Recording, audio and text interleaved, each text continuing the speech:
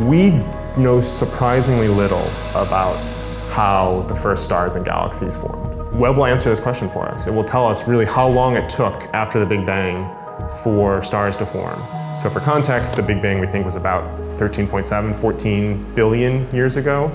So we're talking about just a tiny fraction of time after the Big Bang. Because the universe is expanding, the light from these early galaxies has been stretched as well. And that means that even if the initial light from these stars was in the sorts of wavelength ranges that we would be able to see with our eyes, sort of like light from the sun, as it's traveled this really long distance, it's been stretched. And the Hubble Space Telescope was mainly targeted at seeing the light that we see, the so-called visible light, is only a very narrow part of the total spectrum.